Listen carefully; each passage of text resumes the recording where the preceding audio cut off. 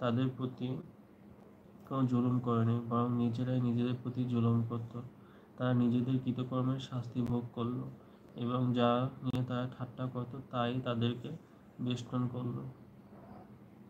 মুশরিকরা বলে, আল্লাহ যদি ইচ্ছা করতেন তবে আমরা তাকে ছেড়ে অন্য কিছুরই ইবাদত করতাম না, আর না আমাদের পিতৃপুরুষরা করত, আর তার আদেশ ছাড়া আমরা কোনো কিছু নিষিদ্ধও করতাম না।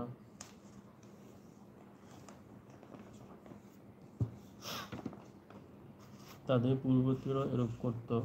রাসূলদের দায়িত্ব তো কেবল স্পষ্টভাবে তাদের বাণী পৌঁছানো। প্রত্যেক জাতির কাছে আমি কোনো না কোনো রাসূল প্রেরণ করেছি, এই বলে যে তোমরা আল্লাহর ইবাদত করো এবং তাণ্ডবকে পরিত্যাগ করো। অতঃপর তাদের কতকে আল্লাহ হেদায়েত প্রদান করেন, আর কতকের উপর সাব্যস্ত হয়েছে ভ্রষ্টতা।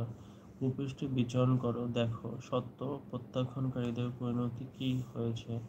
আপনি তাদের হেদায়েতে আগ্রহী হলো যে পথভ্রষ্ট, আল্লাহ তাকে পথ দেখাবেন না, তাদের সাহায্যকারীরাও কেউ নয়। আর তারা দৃঢ়ভাবে আল্লাহর শপথ করে বলে যে মৃতকে আল্লাহ পুনর্জীবিত করবেন না, বরং তারা আল্লাহর এই সত্য ওয়াদা অবশ্যই পুরো হবে।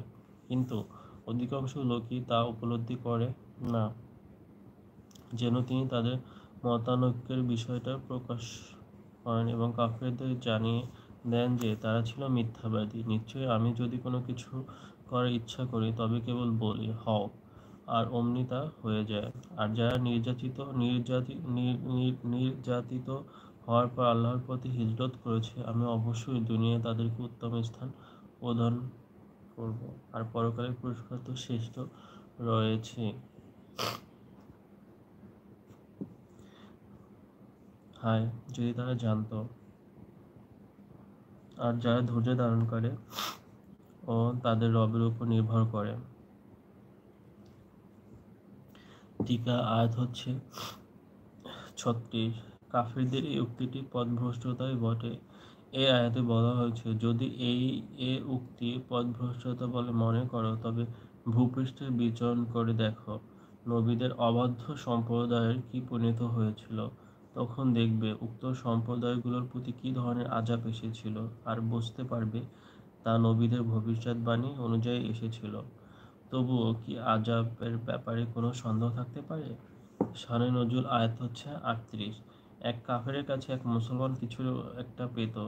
মুসলমান লোকটি একদিন সেই কাফেরের কাছে তার প্রাপ্য চাইলে সে গড়িমসি করলে মুসলমান লোকটি বলে উঠল, শপথ সেই সত্তার যিনি আমাদেরকে মৃত্যুর পর পুনরুজ্জীবিত করবেন এবং তার সামনে আমাদের হাজিরা দিতে হবে। তখন সেই কাফেরটি বলল, খোদার কসম, এমন কখনো হবে না। যে মরে যাবে সে কখনো জীবিত হবে না। এরই পরিপ্রেক্ষিতে এই আয়াতটি নাজিল হয়।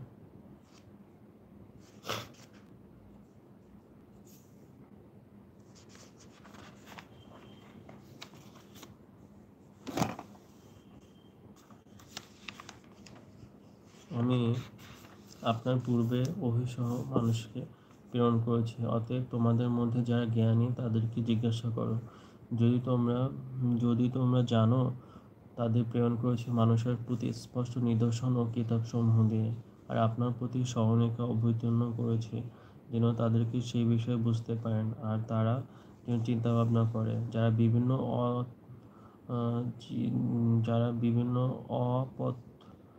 অতৎপরতার ষড়যন্ত্রে লিপ্ত রয়েছে, তারা কি নিশ্চিত যে আল্লাহ তাদেরকে ভূগর্ভে ধ্বংসাবেন না, বা এমন দিক হতে শাস্তি আসবে না যা ধারণাতীত, বা চলাফেরার সময় তাদের পাকড়াও করবেন না, তারা তো ঠেকাতে পারবে না, বা ভীত সন্ত্রস্ত অবস্থায় তাদের পাকড়াও করবেন না। তাদের রব তো দয়ালু। তার কি আল্লাহর সৃষ্টিকে দেখে না, যাদের ছায়া কখনো ডানে আবার কখনো বামে সিজদায় পতিত হয়, আল্লাহর প্রতি বিনীত হয়। আর আসমান জমিনের মধ্যে বিচরণশীল যত জীব জন্তু আছে তারা সকলেই আল্লাহকে সিজদা করে, এবং ফেরেশতারাও তারা অহংকার করে না। তারা ঊর্ধ্বে আসীন, তাদের পরাক্রমশালী রবকে ভয় করে, এবং তারা অদৃষ্ট বিষয় পালন করে। থ্যাংক ইউ সো মাচ যারা এতক্ষণ জয়েন করেছিলেন।